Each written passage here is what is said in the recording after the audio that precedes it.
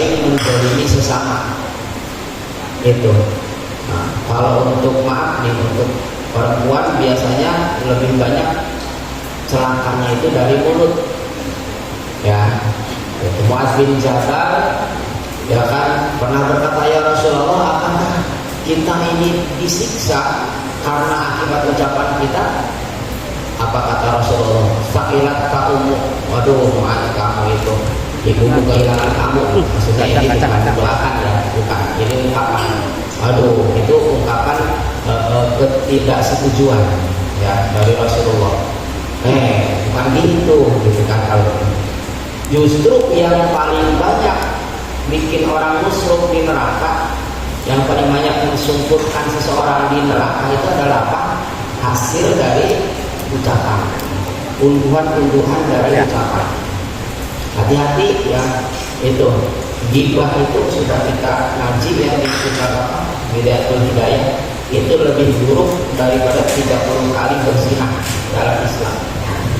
Nah, dalam Bidayatul Hidayah Imam Al-Ghazali. Jadi kali, makanya kata Imam Ali bin Abi Thalib itu justru yang paling menyengsarakan hamba di padang mahsyar adalah berbuat zalim terhadap sesama.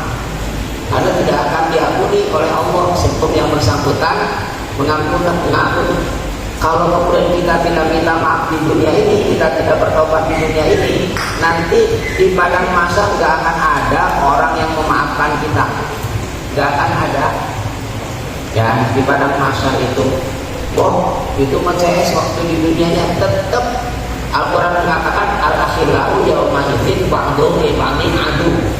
Para kekasih yang dulunya itu ceres, dulunya itu ngefriend di dunia, ya kan, pada hari itu di padang mahsyar apa? Menjadi musuh. Ya. Ba'dhum yawma idzin adu. Ya.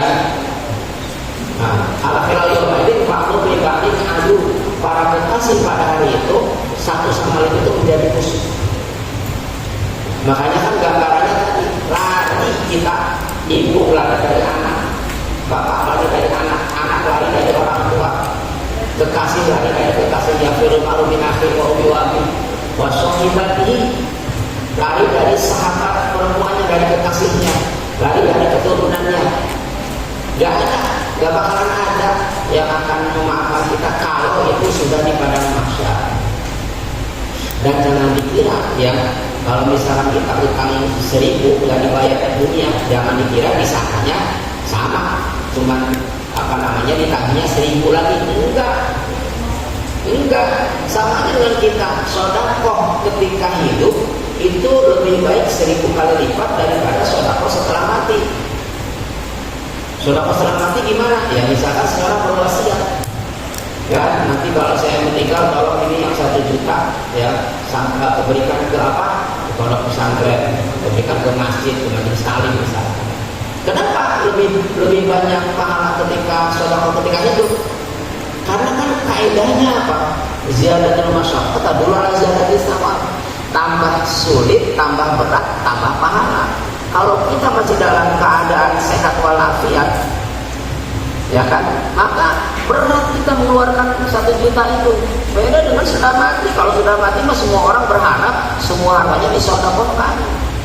Gak usah diwaris, disedekahkan semua, biar jadi pahala dia saja.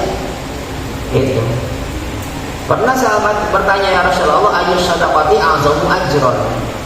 Wahai Rasulullah, sedekah apa yang paling besar pahalanya? Apa kata Rasulullah? Anta shadaqah wa anta shaqihun syaqihun tahsyal faqra wa taqulul ghina. Wala tubhilu. Ya kan? Sedekah yang paling besar pahalanya adalah engkau bersedekah dalam keadaan kamu masih sehat, masih senang makan, masih doyan makan, masih doyan jajan, itu tuh, ya kan? Kemudian syahid, benar-benar menginginkan, ya kita masih benar-benar pengen menggunakan uang ini, ya kan? Taksal fakro, takut miskin, ingin kaya. Itu sedekah yang paling besar pahalanya. Dalam keadaan sehat, segar bugar, ya senang jajan, itu udah ini takut miskin, ya. Kan intinya bukan melakukan dosanya, intinya adalah dia kemudian segera bertobat, ya. Nah, kata Allah dalam hadis qudsi, ya bani Adam innakum khata'un, wahai manusia kalian itu para pendosa, manusia itu pendosa.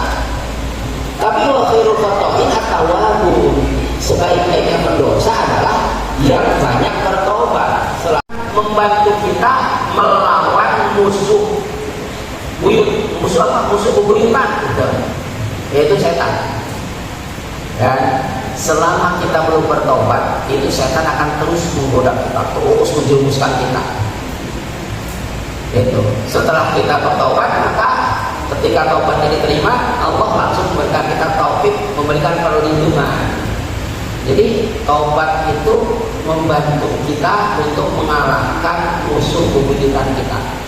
Dan Allah sangat senang dengan taubatnya hamba-Nya, dengan taubatnya kita.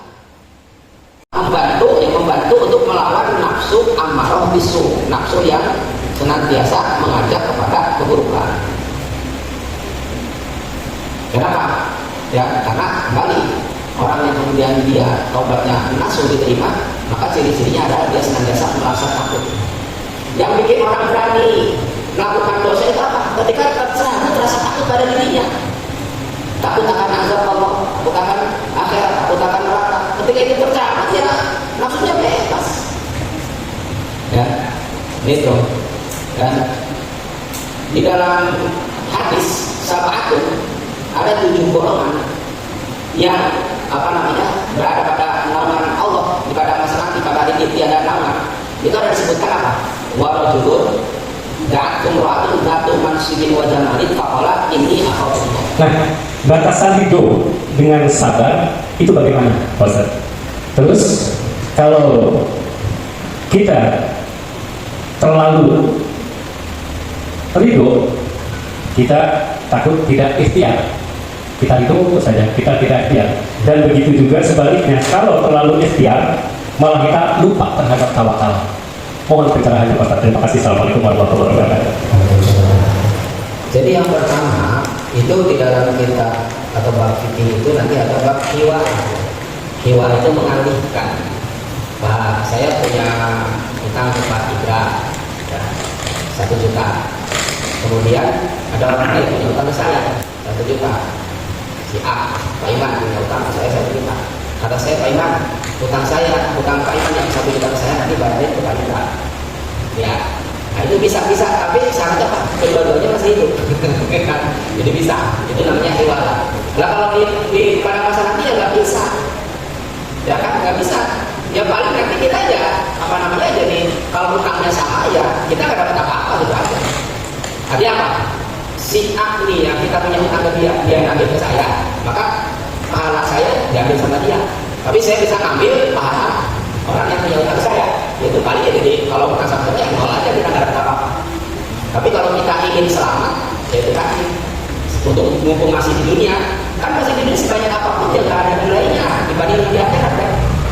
Itu tadi kita utang 1000 di dunia aja kan katanya sebentar, kan rugi. Ya mendingan ya udah utang saya kepada dia itu saya sedekahkan ke fakir miskin, karena dia udah nggak ada, orang ahli warisnya udah nggak ada. Ada pun utang dia ke saya, nah itu mah tabungan akhirat. Dan tabungan akhirat. Jadi jangan sampai kemudian kita jadi di akhirat cuma dapat 0 doang. Ya karena tadi diambil oleh yang punya utang kita itu. Yang pertama. Yang kedua, makomat itu kalau dalam istilah tasawuf itu kan ada stasiun, ada makomat suruh, makomat berjalan menuju Allah. Nah, makom terakhir 3 terakhir itu adalah syukur. Itu makom tertinggi. Makanya para nabi itu digambarkan sebagai insan yang bersyukur. Kenal karena ada syakuro misalnya, ya kan? Nah, nabi siapa? Nuh, ya. Ada syakuro. Itu semua nabi digambarkan oleh insan yang bersyukur. Sampai Rasulullah berdoa, Allahumma inni ala zikrika wa syukrika wa husni ibadatik. Ketika Rasulullah Habib sampai Mekah, Aisyah berkata, ya Rasulullah, bukankah dosa-dosa Anda sudah diampuni? Bukan yang dulu akan datang yang apa afalakum dan syakur. Bukan takut ini menjadi hamba yang bersyukur. Itu makom tertinggi syukur. Di bawah syukur ridho, di bawah ridho sabar. Ya, kenapa? Orang bersabar belum tentu ridho. Tapi kalau ridho pasti sabar. Orang berridho belum tentu bersyukur. Kalau bersyukur kasih ridho apa rela, rela itu. Ya kan? Kalau sabar kan, wah masih butuh ini kan. Ya kan? Kalau sabar itu butuh benar-benar usaha, udah masih merasakan gitu, tapi dia menahan. Utang gitu Pak Ustaz ya. Jadi dia tuh nggak ada tanggung jawabnya, nggak ada ditingkatkan, kabur begitu aja, nggak ada tanggung jawabnya. Jadi dia bilang begitu aja. Nah, saya kasih tahu keluarganya, orang tuanya, dia bilang apa? Itu bukan tanggung jawab saya. Iya. Terus katanya karena dia bukan tinggal sama saya, jadi saya nggak nanggung dosanya. Itu gimana? Itu termasuk dosa nggak orang tuanya? Ya enggak. Emang betul. La tasiru wasiratun wisra ukhra. Ya kan? Karena ketika seseorang ini laki-laki atau perempuan? Laki-laki. Ketika laki-laki itu udah akil balik, maka sudah di luar tanggung jawab orang tua, masih berkewajiban. Kalau misalkan dia ngutangin itu mah urusan dia. Itu ya. Urusan dia, jadi ya anggap aja itu tabungan akhirat kita. Untuk haji Ya. kan ada misalkan 25 juta dapat kursi. Ya. Nah, kalau kita dapat misalkan bayar dulu 5 juta. Ya. Yang 20 juta pun bisa cicilan sekian sampai 8 tahun atau 7 tahun. Ya. Tapi ternyata kalau dihitung ya dari 5 tahun aja 60 bulan pun sekian gitu Pak. Termasuknya itu riba atau gimana ya? Ya. Ya tadi itu kembali kepada perbedaan itu tadi. Apakah yang seperti itu praktek itu sama dengan riba di zaman Rasulullah atau tidak? Kalau kemudian satu beberapa itu riba, oh beda itu prakteknya, bukan, karena yang namanya bank itu kan dia punya karyawan, harus menggaji karyawan, untuk melihara gedung dan lain-lain. Nah, itu mereka butuh untuk digaji untuk اللهم صل على محمد وعلى آله بها من جميع الأهوال والآفات وتقبل لنا بين المحازات وتطهرنا بها من جميع الشيئات وترفعنا بها إنك الدرجات وتبلغنا بأحسن غير من جميع الخيرات في الحياة وبعد الممات إنك على كل شيء قدير.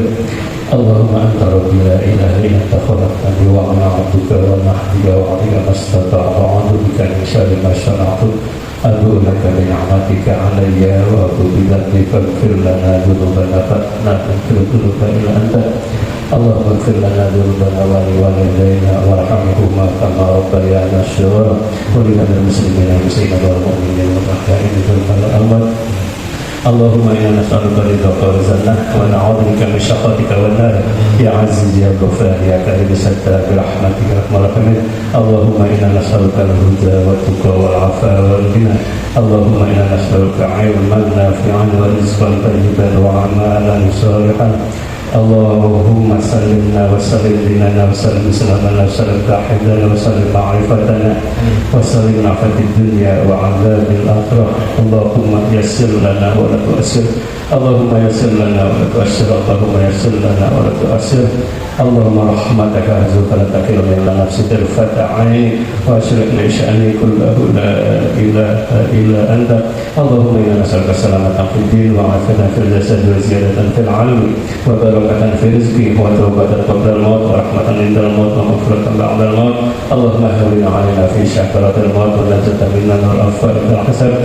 ربنا هب لنا من أزواجنا وذريتنا قرة أعين واجعلنا للمتقين إماما.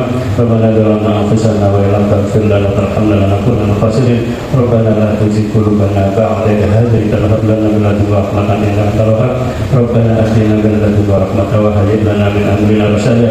ربنا آتنا في الدنيا حسنة وفي الآخرة حسنة وقنا عذاب النار.